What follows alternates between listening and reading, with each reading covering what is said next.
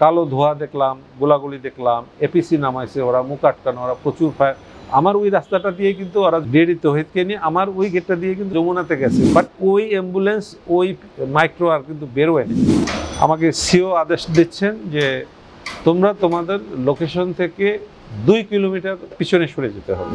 আমি দেখলাম যে একটা মাইক্রোবাস, ব্ল্যাক বা গ্লাস, একটা পিক আপ আর একটা অ্যাম্বুলেন্স। সেই অ্যাম্বুলেন্স আমি আটকাইছি। অ্যাম্বুলেন্স দেখে আমার একটু সন্দেহ হলো। আমি কিন্তু ফুল কনভয়েটাকে আটকাইছি। বলে না স্যার, কেউ নেই, আমরা ভিতরে আহত নিহত যারা হয়েছে এদেরকে নিয়ে যাবো।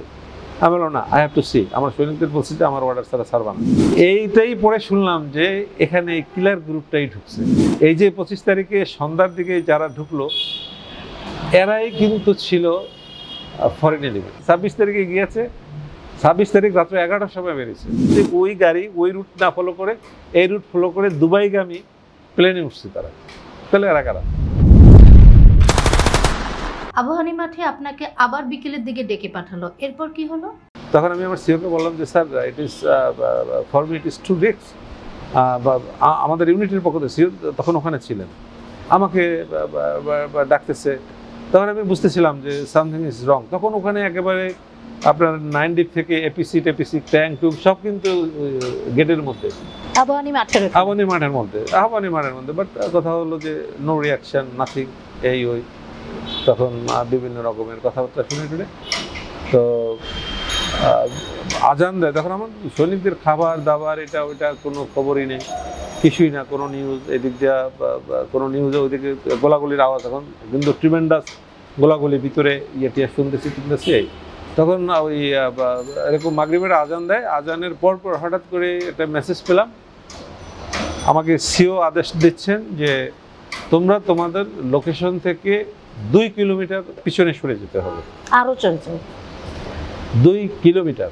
তাই আমি বললাম যে স্যার 2 কিলোমিটার, বলে যে না, তোমাদের উপস্থিতি টের পেয়ে ওরা আরো সিরিয়াস হয়ে যাচ্ছে। মানে যখন আমি বলে যে আমাকে সিও একটা কথাই বলছে, ডু নট আর্গু মানে তর্ক করো না আমার সাথে, আমার যে আদেশ আছে ওটা ফলো করো, ওটা মানো। তাই বললাম স্যার 2 কিলোমিটার তো আমাকে ইয়াতে যদি ওইভাবে আমি মাপি তাহলে আমাকে চলে যেতে হবে ওই গুলিস্তানের দিকে। তা আমি এত সৈনিক নিয়ে এখন এত ইয়েতে যাবো কি?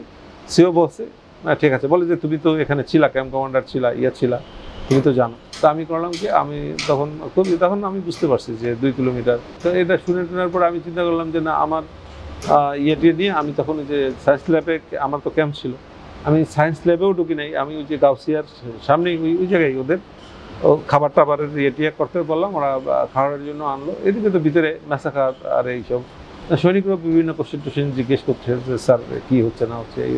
এই তো গেল 25 তারিখ সন্ধ্যায় যখন এগুলো শুনলাম তখন খুবই খারাপ লাগলো। 25 তারিখে ওই গেটে, বিশেষ করে জিগাতলার গেট, এই গেট তো একেবারে ওয়েল প্রোটেক্টেড। আমাদেরকে তো সরাই নিয়ে আসছে এখান থেকে ইয়ে করে, বলে ওরা স্নাইপার এটা ওইটা। বাট আমরাও তো ওদেরকে ট্রেনিং দিই। আমি বিজিবিতে অধিনায়ক ছিলাম, আমি চাকরি করেছি, বিডিআরে ছিলাম, আমি বিডিআরের জওয়ান চিনি।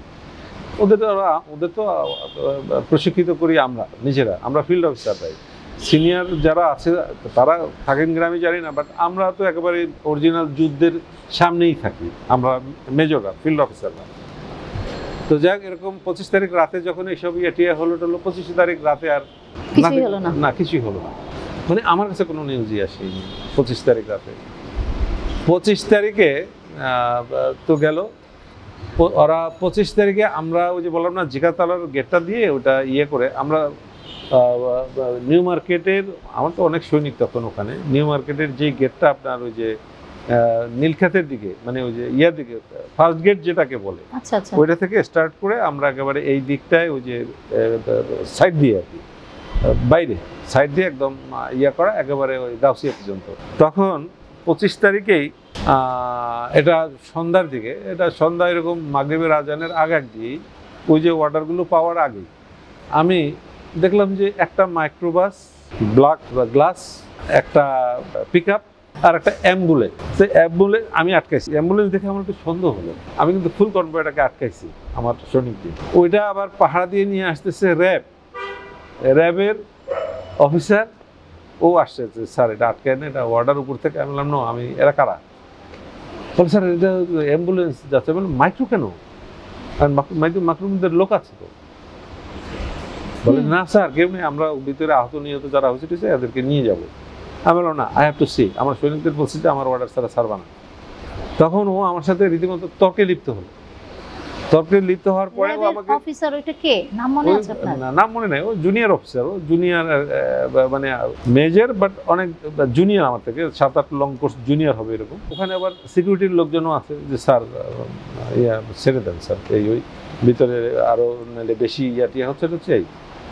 তাই আমি বললাম যে তখন আমার একটু মাথায় রেখেছে, কারণ মাইক্রোবাস একেবারে ভর্তি লোক মনে হচ্ছে আমার কাছে। ওখানে আমার কাছে মনে হচ্ছে যে 20 থেকে 25 বা 25 থেকে 30 জন লোক অনায়াসে মাইক্রো, তারপরে আপনার ওই যে অ্যাম্বুলেন্স প্লাস পিক আপ।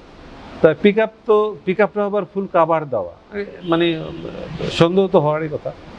তো যাই হোক, আমাকে আবার দিল, আমাকে আমার সিও ফোন দিল। ওই সিওর লোক যোগাযোগ করছে, স্যার খুব বাড়াবাড়ি করতেছে এখানে বেশি, এই যাইতে দিচ্ছেন, বলেন যে তুমি বাবু আটকে না তুমি।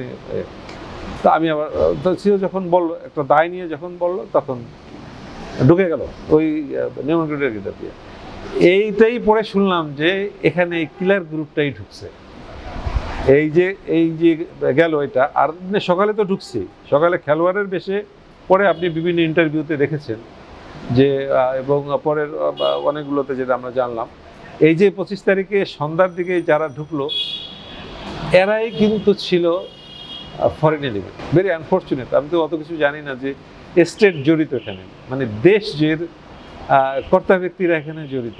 আমি তো এটা তো আমি পুয়ার মেজর, আমি কি করার এত খেলা ভেতরে। তো সেই সময় সন্ধ্যাবেলা ঢুকলো নাকি বের হয়ে আসলো? না, সন্ধ্যাবেলা ঢুকছে। ওকে, বাহির থেকে এসে গেলে পড়াপড় তারা ওখানে, আমি হল করাতে খুব ডিস্টার্ব ফিল করছিল, তর্ক ঝগড়া এটা ওইটা, আমাকে চেকও করতে দিবে না। আমি তো যে ইভেন আমি ভাবছিলাম যে যাওয়ার সময় আমি এটাকে চেক করব, কেউ আহত নিহত হলো না, আদৌ কেউ না। যাওয়ার সময় কি আপনি দেখেছেন? হ্যাঁ, এটা গেছে 26 তারিখে। হ্যাঁ দেখেছি, 26 তারিখে গিয়েছে। 26 তারিখ রাত্রে 11টার সময় বেরিয়েছে। 26 তারিখ রাত্রে 11টার সময় পরে শুনলাম যে ওই গাড়ি ওই রুট না ফলো করে, এই রুট ফলো করে দুবাইগামী প্লেনে উঠছে তারা। তাহলে এরা কারা? রাইট, অনেকেই এটা বলেছে আমাদেরকে। অনেকেই না, আমার কথা হলো যে আপনি কখনোই একটা সত্যকে চাপা দিতে পারবেন না। আপনি এতগুলো অফিসারকে একটা জায়গায় ক্লোজ করে, এই ওয়ার কিলিং দেম, তাদেরকে সিরিমোনিয়াল ড্রেস, ওই দিনটা যদি অন্য দিনও থাকতো, তারা যদি ব্যাটেল ড্রেসও থাকতো, তাও তারা তাদের ক্যাপাসিটি দিয়ে, এবং all are commando qualified, all are the cream of Bangladesh army.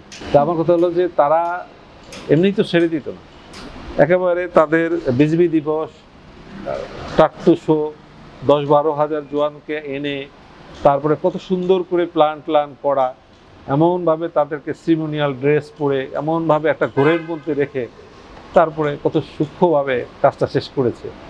আবার ওই দিন একটা সেনাপ্রধান, সে একটা আদেশ দেবে, সে প্রধানমন্ত্রীর আদেশ বা নিরাপত্তা উপদেষ্টা, সে ওটা মিলিটারি অফিসার, ওটা করার পরে 26 তারিখে তো 26 তারিখেও আপনি না, আমি তো যে 25 তারিখে ঢুকতে দিল না, আমরা ভিতরে ঢুকে রইলাম। তো খারাপ নিউজ ছাড়া ভালো নিউজ তো আর শুনি না। তখন ওই যে 2-1 জন আমাকে একটু ফোন দেয়, যেমন এনামুল হক স্বামী আমার পরিচিত ছিল, আমি এখনো জীবিত আছি কিনা। তার ধারণা হলো যে মানে যে আমিও শেষ, মানে তারা জানে, তারাতে 2-1টা ফোন আমি কিন্তু রিসিভ করেছি ওই বাটন মোবাইলে। তো তখন আমি একটু অ্যান্টিসিপেট করতে পারলাম যে এখনো আবাহনী মাঠ বা আমাকে এদিকে করতে দিল না, তো হচ্ছেটা কি আসলে। 26 তারিখ গেল, 26 তারিখে সকালে শুনতেছি যে আর্মি ঢুকবে। আমাদের একটা এসএল বলে আর কি, কোনো অ্যাটাকে গেলে একটা এসএল, স্টার্ট লাইন বলে, ওই শুনতেছি যে দিবে 26 তারিখে। 26 তারিখে আবার গেছি আমি, কিন্তু সেই অনেক দূর দিয়ে ঘুরে আমি আবাহনী মাঠে গেছি। তখন সবাই ওই দিন আপনি মার্কেটের ওইদিকে যাননি, আপনি আবাহনী মাঠে গেছেন 26 তারিখে। 26 তারিখে হ্যাঁ, রাইট। আমরা তো নিউ মার্কেট গেটে তো আর যাওয়া যায় না, নিউ মার্কেট তো দখল করেই আছি। ও আচ্ছা, আপনার ব্রিগেড রুম, আপনার সৈনিকরা ওখানে রয়ে গেছে? ওখানে রয়ে গেছে। আমার এটা অধিনায়ক যায়, ট্রুপটা যায় না। ওকে, ওখানের আদেশটা নিয়ে এসে তারপরে কাজ করে, এটা হয়ে যায়। গেলাম আমি ওখানে মাঠে, তো বললো যে স্যার এপিসি নিয়ে বোধহয় কি কার কথা শুনে কোনো মানে এতটা মানে কি বলবো যে ইগনোর বা এতটা অপচয় করার আর্মি এটা না, এটা বিশ্ব নন্দিত, বিশ্ব স্বীকৃত একটা আর্মি, সেনাবাহিনী। দেশে বিদেশে বিভিন্ন জায়গায়। এই আর্মির এত সময় নেওয়ার কথা, একদিন চলে গেল 26 তারিখ। তখনও ওখানে আমি শুনলাম যে অ্যাটাক করবে, এপিসি ঢুকবে, ওই ঢুকবে, এটা 4টা 5টা এরকম টাইপ। এগুলো বিভিন্ন কিছু দূরে হাঁটাহাঁটি করে টরে দেখলাম যে ভিতরে কিন্তু সব সিনিয়র অফিসাররা আছে। তো যাক, আমি আবার চলে গেলাম আমি আমার লোকেশনে। তো বলে যে তোমাকে জানানো হবে। আমি তো আর ওইভাবে যাইতে পারি না, আসতে পারি না তাদের আদেশ ছাড়া। তো একবার শুনলাম 5টার সময় ঢুকবে 26 তারিখ, আবার শুনলাম 6টার সময় ঢুকবে। ঢুকা তো আর হচ্ছে না। করার পরে হঠাৎ করে 26 তারিখ 5টা মানে বিকেল 5টা নাকি সকাল 5টা? বিকাল 5টা। বিকেল ওকে, বিকাল 5টা। তার মানে অল জবস আর ফিনিশড। ওকে, ফিনিশড। তো হলো না ওই 5টা 6টা। তারপরে আদেশ আসলো কি যে আমরা 27 তারিখ খুব ভোরে ঢুকবো। এর মধ্যে ওই যে অনেক পরিবার ঢুকছে, সারা খাতুন টাতুন ওই এটি আমি দেখছি, ওই যে ওদের এপিসি ঘুরে টুরে এগুলো ওই আমার খালি চোখে আমি এগুলো দেখতেছিলাম। তো যখন আমি আদেশ পাইছি যে 27 তারিখে তোমরা ঢুকতে পারো, তখন আমার তো ধারণা হলো যে কি ভিতরে কিছু তো একটা হয়েছে। আর তাছাড়া কালো ধোয়া দেখলাম, গোলাগুলি দেখলাম, এপিসি নামাইছে, ওরা মুখ আটকানো, ওরা প্রচুর ফায়ার। আমার ওই রাস্তাটা দিয়ে কিন্তু ওরা যমুনাতে গেছে পিকআপটা নিয়ে, ওই যে তারা যাকে ওরা ডিজি বানালো, ওই যে ডিডি তৌহিদকে নিয়ে আমার ওই গেটটা দিয়ে কিন্তু তারা গেছে। বাট ওই অ্যাম্বুলেন্স ওই মাইক্রো আর কিন্তু বেরোয় নেই, যেটা ঢুকেছিল, কারণ ওটা এখনো আমার মেমোরিতে আছে, ওটার রং, ওটার কালার।